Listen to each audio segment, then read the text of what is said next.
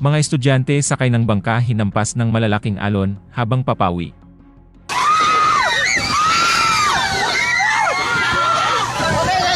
Ilang bahagi ng Luzon lubog sa baha dahil sa bagyong Enteng. Pero bago ang lahat, kung ikaw ay bago sa aking channel, huwag kalimutan na mag-subscribe at i-click ang notification bell for more trending news. Isang bagong bagyo ang dumating sa unang araw ng Vermonts. Yan po ang Tropical Depression Enteng o may international name na Yagi. Nagbuhos ng malakas na ulan na may dala ng hangin ang bagyong Enteng, at dahil sa malakas at walang tigil na buhos ng ulan ay nagsimula ng malubog sa baha ang ilang lugar sa Luzon. Kaya naman maraming mga paaralan at mga kumpanya ang suspende ng kanilang klase at trabaho.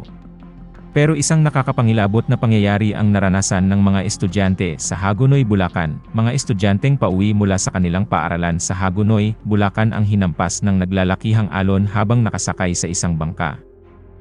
Sa kuha ng video ng isang grade 10 student bandang 9 ng umaga, makikita ang malakas na hampas ng alon habang binabaybay niya at ng kanyang mga kaklase ang ilog pauwi sa kanilang lugar.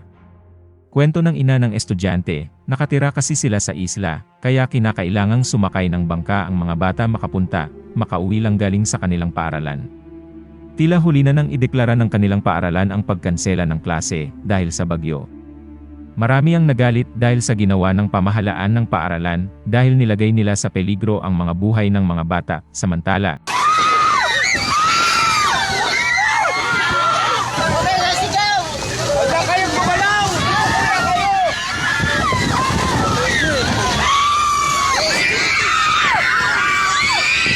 hindi na po pasabol ang kahabaan ng Manila East Road sa bandang Nangumapaagahan. Nagmistulang ilog na po ang daanan. Sumadsad ang isang carrier barge sa Rosario, Cavite sa gitna ng malakas na pag-ulan. Isang barko naman ang nasusunog sa karagatan ng Navotas City sa gitna ng malakas na pag-ulan. Sa isang mall naman sa Alabang, naka-set up na sana ang stage kung saan gaganapin sana ang unang performance ni host Marie Chan ngayong Vermonts. Pero dahil umapaw na ang ilog malapit sa mall, hindi na matutuloy ang pagsalubong nila sa holiday season. Maging si Presidential Anti-Organized Crime Commission Chief Yusek Gilbert Cruz ay binaha at napilitang sumakay sa aparador papasok sa kanyang trabaho. Narito pa ang mga videos at litrato ng mga baha sa ilang bahagi ng Luzon dulot ng bagyong Enteng.